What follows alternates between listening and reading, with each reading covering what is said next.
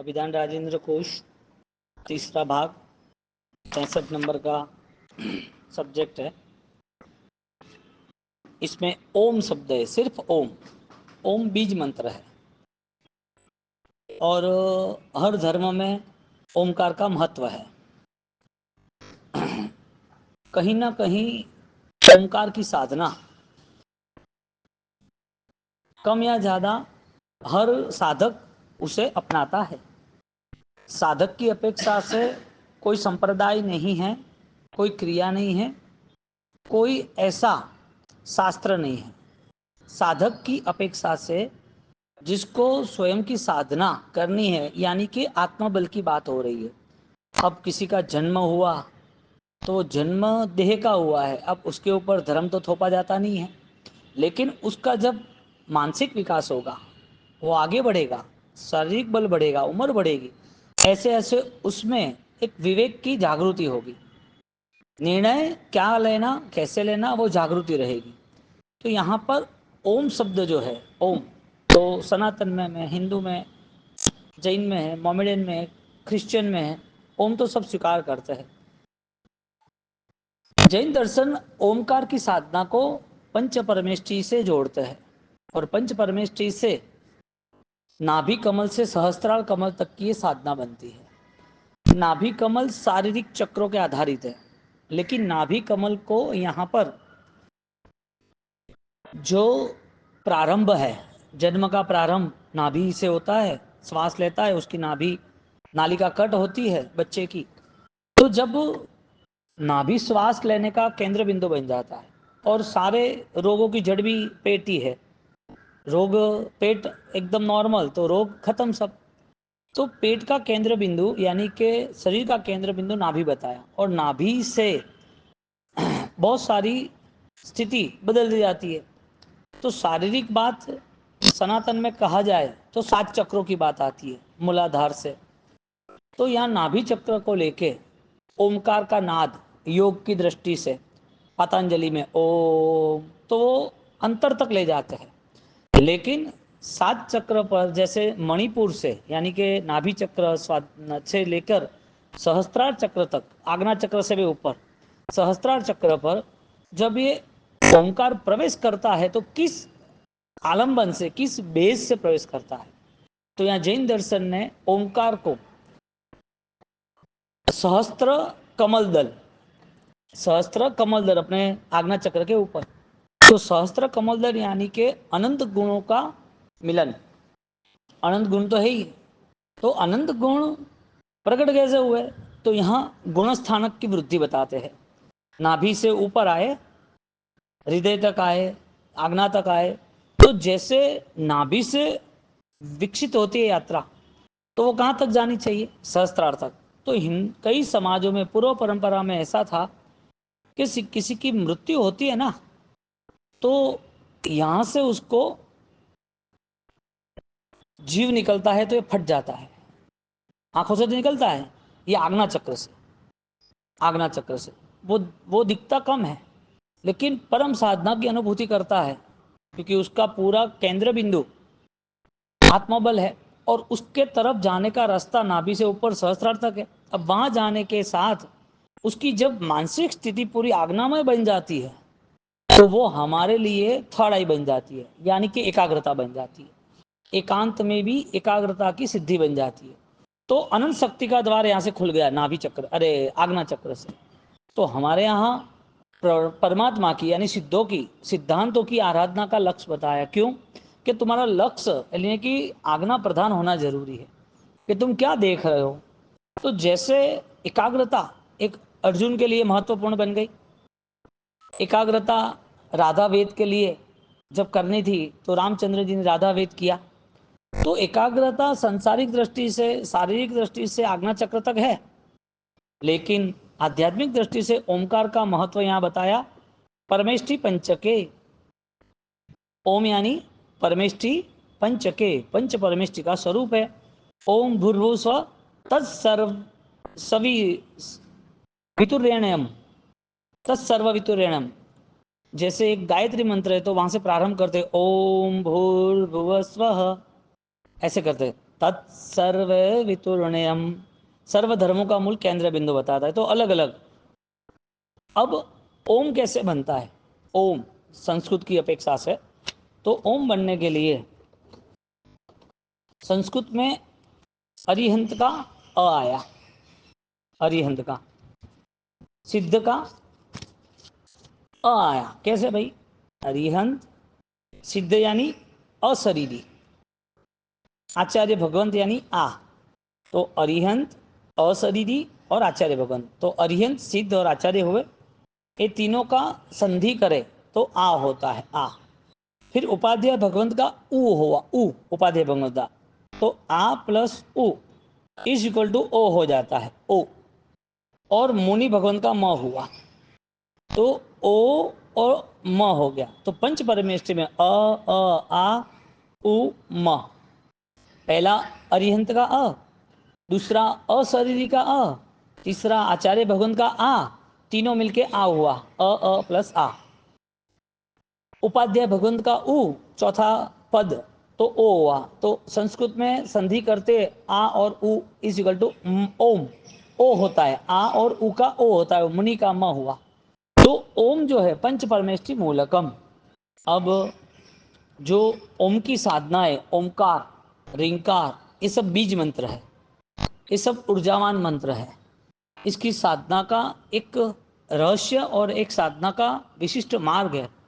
लेकिन समय के अनुसार, काल के अनुसार, भावनाओं में जैसे जैसे मलिनता आती गई, सांसारिक वृत्ति आती गई, तो वो भावनाओं के अनुसार वो मंत्र बीज की जो साकात थी, बीज मंत्र की बात है, एक शब्द हो मंत्र बन जाता है कि समझो कि नाम लिया भगवान का कि शंखेश्वरा पार्श्वनाथाय नमः, ये शब्द हुए, ये मंत्र भी हुआ।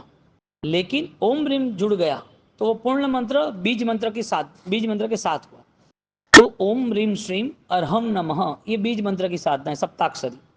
तो ऐसी जो आराधना साधना है शब्दों की, उसका प्रभाव अलग है, बीज जो है मूल, उसका प्रभाव अलग है। अब ये ओम है, वो बीज मंत्र में आता है, तो बीज मंत्र में परमेष्टि आ गए।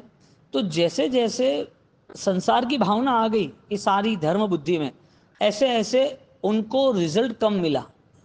पावरफुल है, शक्तिशाली है, कई बार ऐसा होता है, मैप होता है खजाना खोजने का और पता है कि इस एड्रेस पे जाना है, वो खजाना खोजने तो जा रहा है, उस जगह भी जा रहा है, लेकिन उस जगह पर उसका भाग्य नहीं होता है। तो खुदान करते करते मिट्टी निकलती है, उसके साथ पत्थर भी निकलते हैं, और कई ईंट ऐसी होती है कि वो सिर्फ काली काली होती है, हकीकत में था सोना, लेकिन उसका भाग्य नहीं था, इसके लिए ऑटोमेटिकली वो परिवर्तित हो गया काली मिट्टी में, तो ब्लैक कलर की ईंट बन गई। तो ये प्रभावक होने के बावजूद भी, ताकतवर होने के बावजूद रिजल्ट नहीं मिला। तो देव गुरु धर्म अरिहंत सिद्ध आचार्य उपाध्याय साधु, ये ओमकार की साधना इतनी ताकतवर है कि पूर्व के काल में गौतम स्वामी, उनके पहले जो मंत्र पुरुष हो गए, हमारे यहाँ 8 प्रभावक में एक मंत्र प्रभावक होता है, मंत्र प्रभावक। और मंत्र प्रभावक जैसे वो मंत्र की ऊर्जा से काम करते थे, लेकिन मंत्र ऊर्जा अध्यात्म से ही प्रकट होती है। मंत्र है वो दीपक है, लबालब घी भरा हुआ सोने का, बड़ी लौम है, 2 किलो घी उसमें डाला है, लेकिन जो दीपक है उसकी ज्वाला यानी कि प्रकट नहीं होना, तब तक कुछ नहीं है। तो जो मंत्र है वो दीपक है, और मंत्र सिद्धि वो साधक के लिए ऊर्जा है। तो जो ऊर्जा प्राप्त हुई दीपक में से, तो दीपक से हुई यानी कि कौड़ैया से हुई, घी से हुई, कि दीपक से हुई, दीपक के जलने से हुई। तो साधक व्यक्ति साधना करते करते उसकी भावना में यदि संसार बैठ गया, तीव्र भावों से बैठ गया, तो नुकसान ये हुआ कि आपने परमेष्टि का स्मरण तो किया, लेकिन वो पंच परमेष्टि का शरण आपके लिए उपकारी साबित नहीं हुआ। आपका स्मरण इतना तीव्र नहीं था कि जिसके लिए आपको वो शरण दे सके। इसके लिए कई लोग आराधना साधना क्रिया में जुड़े हैं, लेकिन वो आज्ञा चक्र की आराधना नहीं है, एकाग्रता की ध्यानपूर्ण आराधना नहीं है। परिपूर्णता मिले कैसे, वो लक्ष्य नहीं आराधना का। इसके लिए उनको आराधना के बाद भी अरिहंत का शरण उसे याद भी नहीं आता है। और अरिहंत का शरण लेने के बाद नियम ये है कि देव गुरु का शरण रक्ष रक्ष जिनेश्वरा, उसकी निश्चित भावों की रक्षा करता है, उसको समाधि में ले जाते हैं, उसकी मन की जो भावना है उसमें वो कर्मवाद समझ सकता है, वो आर्थ ध्यान रौद्र ध्यान में नहीं जाता है। सच्चा शरण ये है जहाँ आपकी आत्मरक्षा हो। रक्ष रक्ष जिनेश्वरा अन्यथा शरणम नास्ति त्वमेव शरणम मम तस्मात् कारुण्य भावेन रक्ष रक्ष जिनेश्वरा। परमात्मा रक्षा कैसे देते हैं? तो जिसकी ओमकार की साधना संसार लक्ष्य नहीं है, जिसकी ओमकार की साधना ऊर्जा संपन्न, आज्ञा प्रधान तो है ही लेकिन गुण प्रधान बन गई, तो वो साधना का बल उसे स्मरण में आता है, इसके लिए शरण भी देता है। तो जो जीव को शरण नहीं मिलता है क्रिया के बाद, इसका मतलब शरण देने वाले तो बलवान थे, लेने वाला बलवान नहीं था। शरण लेने के लिए आपका जो बल बढ़ना चाहिए वो बल नहीं बढ़ा। और जिसने तीव्र भाव से पूर्ण श्रद्धा से जिसने भी शरण लिया है अरिहंतों का, सिद्धों का, गुरु भगवंतों का, सदगुरुओं का, उनके जीवन में उनकी सामर्थ्यता परम समाधि की, धर्म ध्यान की सामर्थ्यता शुक्ल ध्यान तक ले जाने वाली बन गई। आर्थ ध्यान रौद्र ध्यान का तो अवसर ही खत्म हो गया। मैना का एग्जाम्पल ले लो, सदगुरु का शरण स्वीकारा, किस भाव से स्वीकारा? तो उन्होंने पूरी नवपत जी की आराधना करी। अरिहंत परमात्मा ओम ह्रीम सिम अरिहंत, अरिहंत परमेष्टि यानी 12 अतिशय को वंदन करने के लिए 12 खमासना, प्रदक्षिणा, कौशक सब कुछ किया। ये नवपत जी की आराधना सिर्फ और सिर्फ निराकार तत्व की आराधना बन गई। और वो तत्व की आराधना बीज मंत्र के साथ थी, उनको स्पीड से रिजल्ट मिला। इसके लिए परमात्मा का शरण फलीभूत उनको ही है, उनके जीवन में आर्त ध्यान रौद्र ध्यान की मुक्ति है। इसके लिए जिन्होंने परमात्मा की एकाकार से, आत्मभावों से, गुण प्रधान की ऊर्जा से जिसने भक्ति की, वो तीर्थंकर नाम कर्म की निकासना तक आ गए। तीर्थंकर बनने का परम सौभाग्य मिल गया। रावण के पास कितने पाप थे, लेकिन जब तीव्रता से पंच परमेष्ठि की भक्ति की तो सर्वप्रथम केवली भगवंत को उन्होंने देखा। रावण ने वो हजारों विद्या साध कर अपने वहाँ जा रहे थे, अपने घर पर अपनी माता को चरण छूने आशीर्वाद लेके गए थे, तो कि मेरा काम पूर्ण हुआ। तब वहाँ केवली भगवंत का दर्शन करते हैं। ये त्रिसष्टि सलाका पुरुष के 7वें सर्ग में ये सारी कथा है। जब दर्शन करते हैं और दर्शन करने के बाद कहते हैं कि भगवंत मुझे ये बताओ कि मेरा कल्याण कब होगा, मेरा कल्याण कब होगा। कि तुझे कल्याण करना तो इतनी शर्त तू रख कि तुझे कोई भी गलत कदम नहीं उठाना स्त्रियों के प्रति, नियम दे दो। नियम ले लिया तो सीता को लेके तो आ गया।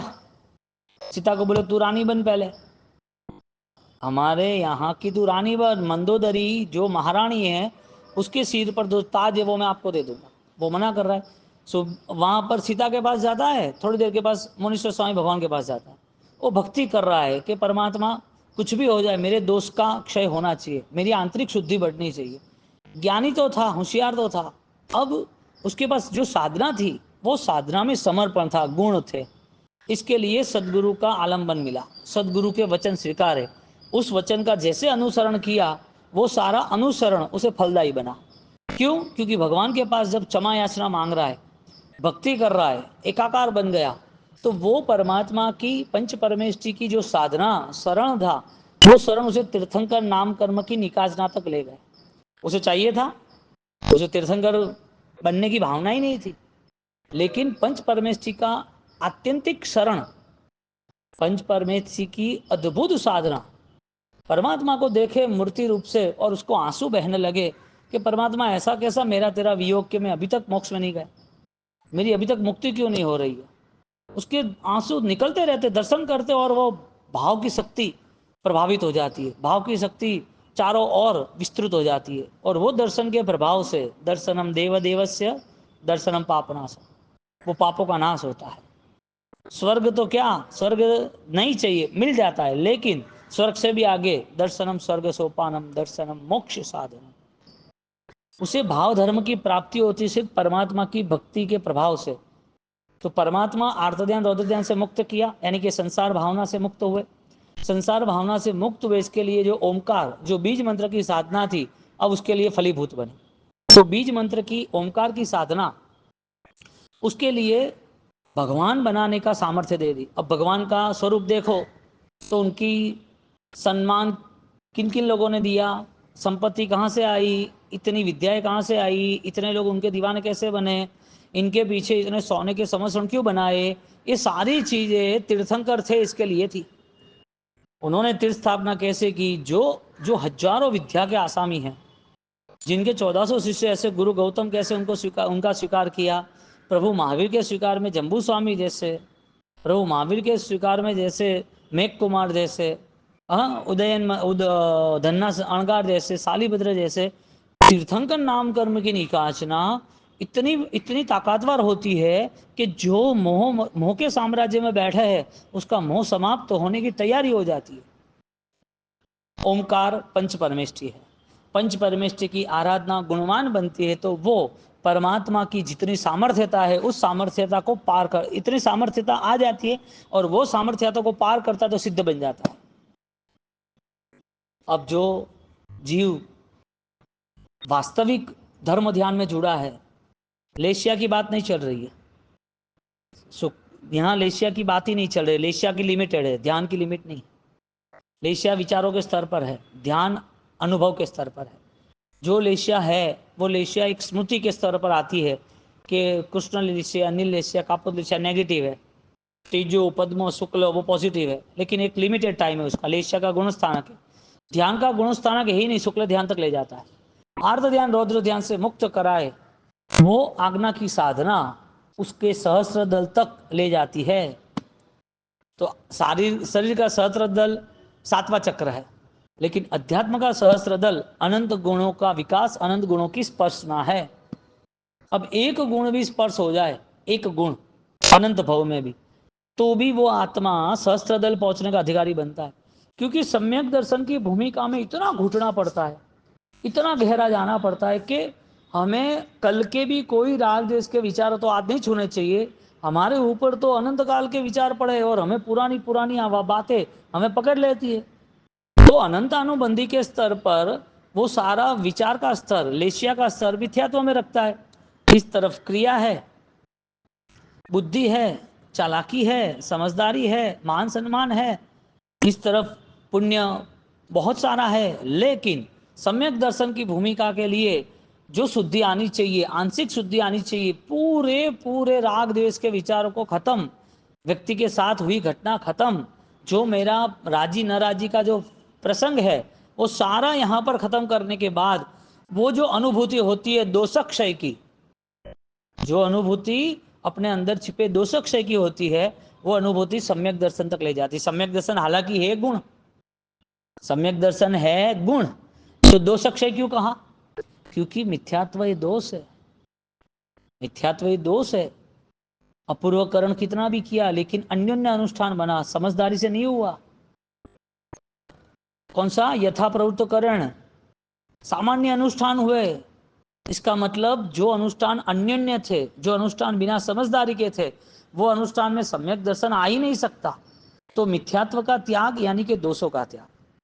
यथा प्रवृत्तकरण जो कर रहे हैं हम, क्रिया के साथ हम जुड़े हैं, वो विचारों का स्तर है। इसके लिए बार बार आना जाना बन रहा है, वो अज्ञान का स्तर बन गया। विचार का है लेकिन अज्ञान का है। क्यों? क्योंकि मिथ्यात्व का बल खत्म हुआ लेकिन मिथ्यात्व की छाया है अभी। जो सांप रेंगता हुआ निकल गया, वो सांप चला गया लेकिन वो मिट्टी में उसकी चिन्ह रह गए। कोई भी बोलेगा कि इधर सांप यहाँ से गया है, शेर के पंजे तो कोई भी बोलेगा शेर यहाँ से गया, हाथी के पंजे तो हाथी यहाँ से गया है। किसी ने सेंट अतर लगाया था, वो नहीं है तो कोई सोचेगा कि हाँ किसी ने सेंट लगाया था, यहाँ से सुगंध आ रही है। तो व्यक्ति चला गया लेकिन उसकी छांव जो थी, उसके पीछे का दूसरा एक वार्ता था, वो खड़ा था। मिथ्यात्व चला गया लेकिन यथा प्रवृत्तकरण, बार बार जो क्रिया करने का मन हो रहा है, जो क्रिया सम्यक दर्शन प्रकट नहीं कराती है, वो मिथ्यात्व नहीं है लेकिन मिथ्यात्व की छाव है, क्योंकि सम्यक दर्शन का अभाव है। तो दोषक्षय की भूमिका प्रारंभ होती है, वो दोषक्षय की भूमिका को गुण का अंश कहेंगे, क्योंकि दोषक्षय करना वही गुण है।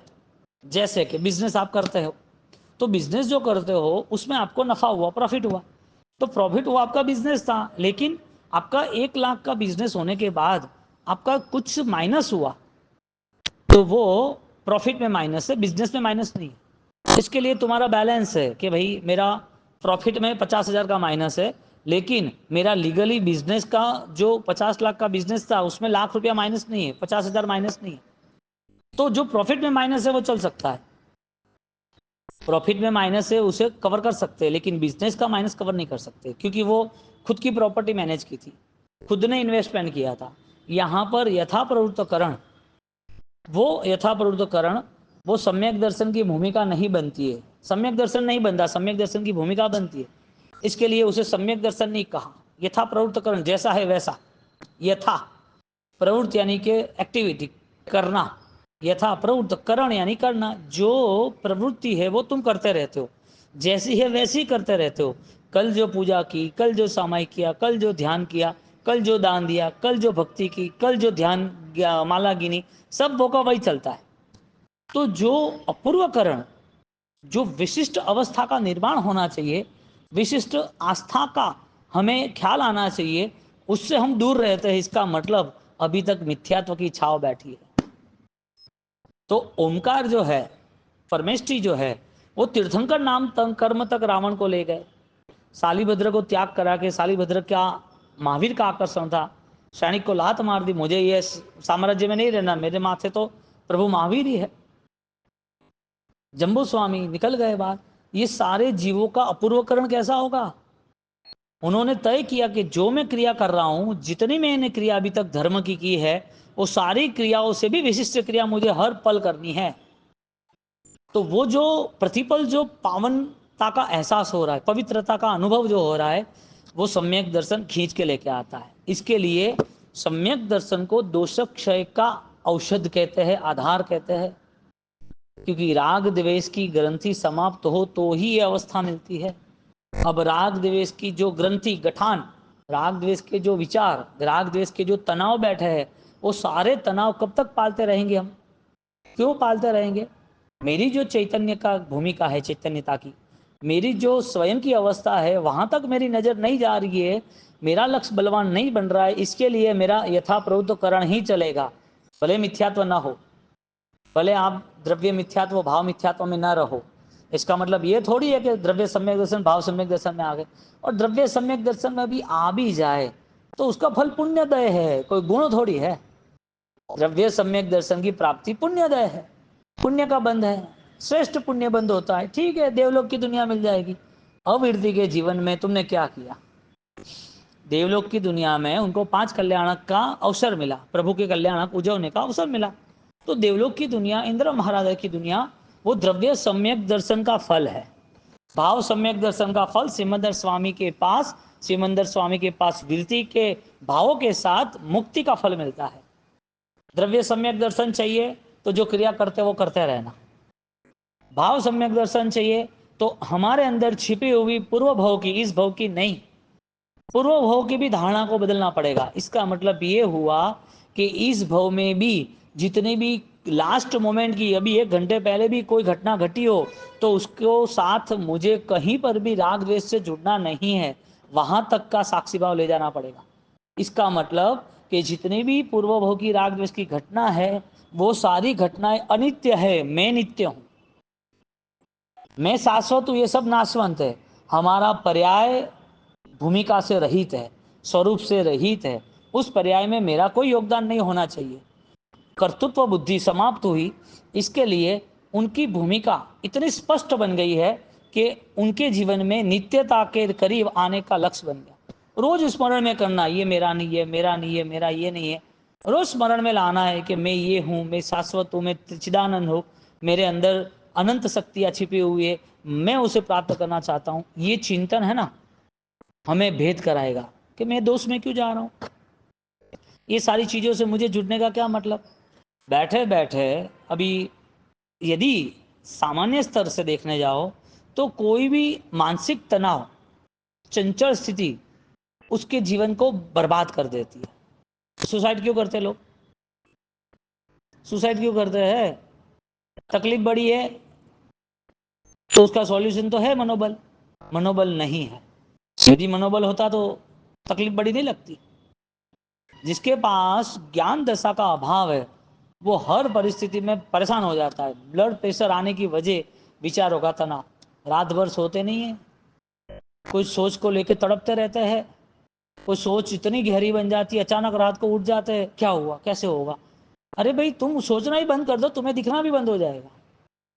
जो थिंकिंग जर्नी है, जो विचारों की यात्रा है, जो विचार कंटिन्यूटी अपने मन में चल रहे हैं, वो विचार खत्म न होना, वो विचार को नहीं भूलना, या तो वो कार्य नहीं होना, उसकी वजह से रात को वो विचार पकड़ लेते हैं।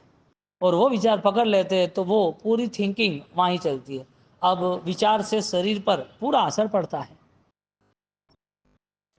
इसके लिए कई लोगों के जीवन में आप देखोगे कि वो उनके स्वभाव से दुखी होते हैं, उनके खुद के विचारों से वो रोगी यानी कि बीमार होते हैं। ज्ञानी का वचन है कि तुम्हें आर्त ध्यान रौद्र ध्यान, यानी कि तुम्हारे जीवन में घटी कोई भी घटना को तुम्हें स्मरण में नहीं रखना है। तुम्हारे जीवन में जिस व्यक्ति ने तुम्हारे साथ गलत बुरा किया है वो सामने भी आ जाए तो भी तुम्हें याद नहीं आना चाहिए कि उसने साल भर पहले ये किया था, परसों ये किया था। तुम्हें उससे नहीं बोलना तो मत बोलो, तुम्हें संबंध नहीं रखना तो मत रखो, लेकिन तुम्हारा मन वो तुम्हें स्पष्ट बनाना पड़ेगा। तुम तुम्हारे आत्मा के मालिक हो, शाश्वत हो, वो तरफ जाना पड़ेगा। मिथ्यात्व की छाया यथा प्रवृत्तकरण वो चलती रही। तो क्रिया ने दिया क्या? क्रिया ने दिया क्या? क्रिया का विरोध नहीं है, निषेध नहीं है, लेकिन जो क्रिया दोषवान है, हम क्या सोचते हैं कि खमासना सही नहीं दिया तो दोष लगा। हम क्या सोचते हैं कि ये चरवला टूट गया, दोष लगा। बरोबर है कि उपकरण सही होने चाहिए। जब हम परिणाम का जो दोष है उसे सोचते ही नहीं है ना, जो हमारी मिथ्यात्व भूमि का नाश न हो और क्रिया चलती रहे। तुम्हें भगवान के द्वार पर भी खड़े रहना है तो भगवान कौन है, भगवान का स्थान कौन सा है, वही पता नहीं है। इसके लिए वहां भी उस पाप में उसे डरने लगता है। भगवान के वहां भी लड़ाई झगड़े करने वाले हैं और भगवान के वहां भी गलत बोलने वाले, गलत सोचने वाले बन जाते हैं। तो मूर्ति से भी भगवान नहीं स्वीकारता, तू चलो मूर्ति से स्वीकारता है तो भी तुझे सुधरना पड़ेगा। तो जो मन के परिणाम आर्त ध्यान रौद्र ध्यान है, वो परिणाम धर्म क्रिया के बाद भी समाप्त न होने की वजह हमारा यथाप्रवृत्तकरण ही चल रहा है। क्रिया ही सर्वस्व मान लिया, इसके लिए उस क्रिया में फर्स्ट नंबर आ गया। जब उसने आत्मलक्ष्य बना के आत्मा को सर्वस्व माना होता तो वो क्रिया दोष रहित होती और वो क्रिया पावर सक्षम होती और उस क्रिया में लगातार वृद्धि होती। गुणस्थानक की वृद्धि हुई जैसे जैसे, तो कष्ट नहीं सहन किया। भगवान महावीर स्वामी, गुरु गौतम स्वामी, जम्बू स्वामी, परंपरा में आज के हमारे सारे गुरुदेव ले लो, तो इतने प्रभावक कैसे साबित हुए? उनके पास क्रिया थोड़ी थी, उनके पास ऐसे गुणस्थानक की स्पष्टता थी, ऐसी ज्ञान दशा इतनी विशाल और विराट बन गई थी कि कष्ट सहन करने का भाव हो गया। कष्ट सहन करते करते आनंदित रहते थे। कष्ट आने के बाद, कठिनाइयां आने के बाद भी उनके लक्ष्य को उन्होंने छोड़ा नहीं। बोलो, ज्ञान तुम्हें क्रिया से बलवान बनाता है कि क्रिया से कमजोर बनाता है? यानी कि क्रिया कमजोर तो ज्ञान कमजोर होगा, क्रिया बलवान तो ज्ञान बलवान। लेकिन कई बार ऐसा होता है, क्रिया बलवान होती है और ज्ञान बलवान नहीं होता है, तो समझना पड़ेगा कि तो दुख की स्थिति है। तो ओमकार का अर्थ यहाँ पर आचार्य, उपाध्याय, साधु यानी कि मुनि तक जाता है। और वो मुनि तक इति मुनि इति अस्य आद्यक्षरम, जैसे सर्व विधानाम आद्य बीजम। ओमकार क्या कहता है? सर्व विधानों में प्रथम बीज है। सब जगह पर कोई भी मंत्र लो, ओमकार तो आएगा। ये कई जगह पर आमीन बोलते तो ओमकार का है। ये जो इस्लाम में 786 है, ये तो प्रारंभ भी 1400 साल हुआ ना, प्राचीन तो है नहीं। उनके जो एविडेंस आज मीडिया में जो दे रहे, रिकॉर्ड दे रहे कि इन्होंने धर्म यहाँ से मोहम्मद प्रॉफिट से स्टार्ट हुआ, तो 786 जो लिख रहे हैं, उर्दू में लिख रहे हैं, वो ओम आता है, ओम आता है, ओम। तो उसके जो 1 से 10 की गिनती होती है, उनकी भाषा में कुछ और कहते हैं, अदद कहते हैं। तो उनकी जो भाषा से कहते हैं, तो उनमें जब 786 लिखते हैं, उसको थोड़ा यूँ चेंज करो तो सीधा ओम बन जाता है, आमीन बन जाता है। क्रिश्चियन में भी, उनमें भी ओमकार। तो ओमकार सबने उठाया, यानी कि इस सृष्टि का मूलभूत तत्व है। और यहाँ तक है कि आज की जो मीडिया है, न्यूज़पेपर वगैरह, और ये कोई विद्वान आते कहते हैं कि आज जो कैलाश पर्वत है वहाँ ओम दिखता है लिखा हुआ। ओम की ध्वनि दिखती है ओ, और ये शरीर पे प्रभाव देता है। आप सुबह उठकर ओम कितने सेकंड तक आप ओम बोल सकते हो, क्योंकि नाभि कमल तक जब ओम जाता है और आपका ओमकार लंबा बनता है 15 सेकंड, 20 सेकंड, 30 सेकंड, 40 सेकंड, तो इसका मतलब नाभि की आवाज है ना, वो सारे तंत्र को एक्टिवेट कर देता है।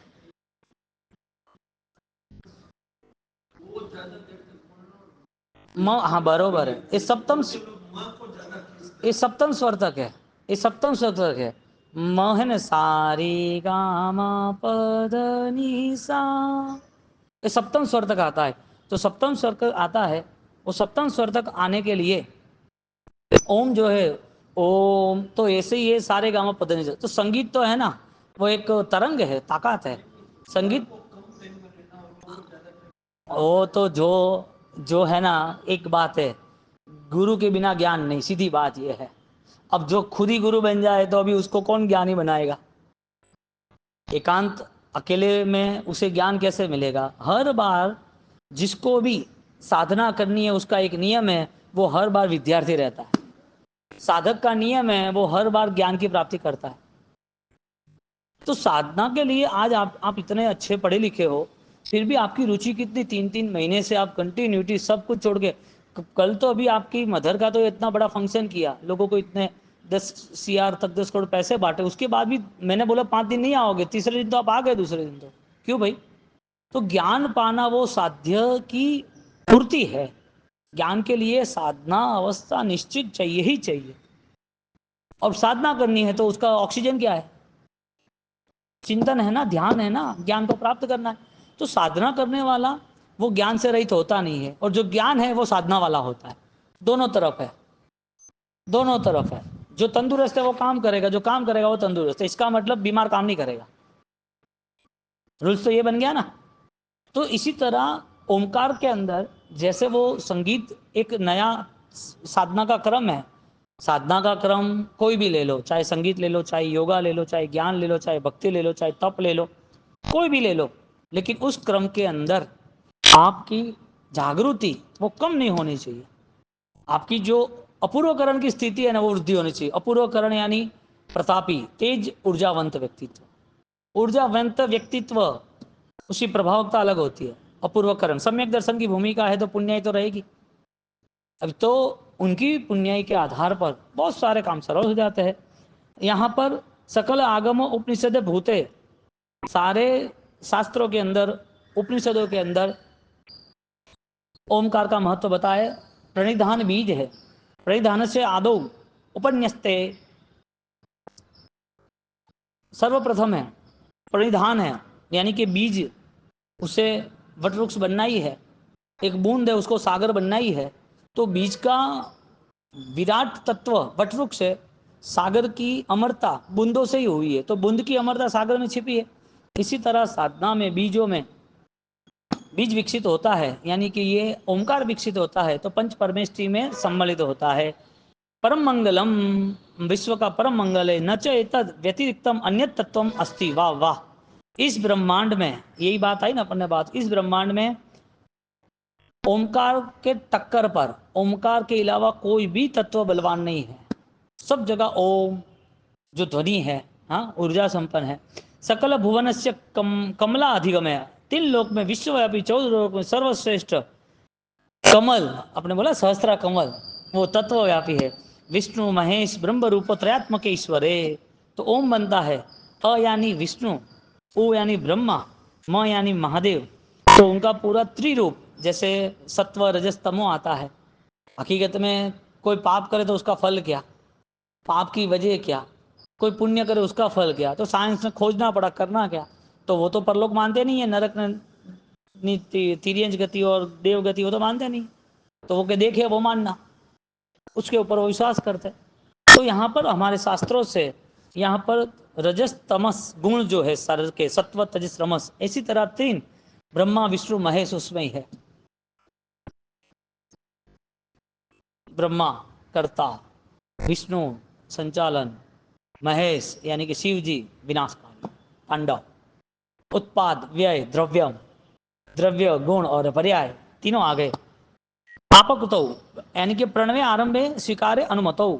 हाँ, ओमकार प्रणव आरंभ में स्वीकार की अनुमति में अर्थ है कि भाई तुम्हारा प्रवेश द्वार ओम है, तुम्हारे पास लाइसेंस नहीं है, कैसे प्रवेश कर पाओगे? तुम्हारे पास कोई आईडी तो चाहिए ना, उसको एंट्री कैसे टिकट के बिना। अपाकृतो अस्वीकारे मंगले शुभे ज्ञेय ब्रह्मणी च, जो ओम का अस्वीकार करता है उसके लिए अपाकृतो ऑलरेडी अमंगल है, और स्वीकार करता है तो मंगल है। तो साधना के प्रारंभ में बीज मंत्र की साधना ओंकार से होती है, लेकिन वो पंच परमेष्टि में गुणाधान में परिवर्तित होती है और अनंत गुण सहस्त्रार पे आता है। तो जो सहस्त्रार आता है वो आज्ञा चक्र से आता है। तो आज्ञा सात चक्र वो शरीर का एक फिजिकल ऑलरेडी साइकिल है। वो फिजिकल साइकिल में ज्ञानियों की सिद्धांतों की आज्ञा वो आज्ञा चक्र पर डिपेंड्स होती है, जो यथा प्रवृत्तकरण नहीं है, जो सम्यक दर्शन है। तो ओमकार सर्व दोषों के क्षय करके पंच परमेष्टि में आपको स्थान दिलाता है। ऐसी ओमकार की आराधना दादा गुरुदेव रायनसूरी महाराज ने 1.25 करोड़ का एक राउंड 8-28 ओम ह्रीम श्रीम हरम नमः 8-28 1-28 2-3 एक साधा साधना में लीन हो गए। पूरी जिंदगी पर उन्होंने अपूर्व साधनाएं की, अपूर्व साधना। और बहुत सारे प्रसंग ऐसे है कि अरिहंत परमात्मा की मूर्ति में से आवाज आ रही है, मूर्ति में से हम सोच ही नहीं सकते कि कैसे हो सकता है, पुद्गल है, उनकी आत्मा भावना हो सकता है। जैसे दूध का एक रिजल्ट है, दूध पियो तो उसका एक फल है, लेकिन ऐसा कैसा कोई दारू पिए तो दोनों लिक्विड है, लेकिन उसके शरीर पे असर तो करती है। इसी तरह दादा साहेब जिंदसूरी महाराज साहब, उन्होंने 3.5 करोड़ की साधना की ओम ह्रीम श्रीम हरम नमः की। शांतिसूरी महाराज, उन्होंने ओम हरम नमः की साधना की। तो ओम के बिना कोई एक कदम आगे नहीं बढ़ा। तो ये साधना बहुत प्रबल है, साधक है मित्र। तो ये साधना करके जीवन को परम शुद्धि में ले जाए, ऐसा कल्याण करे।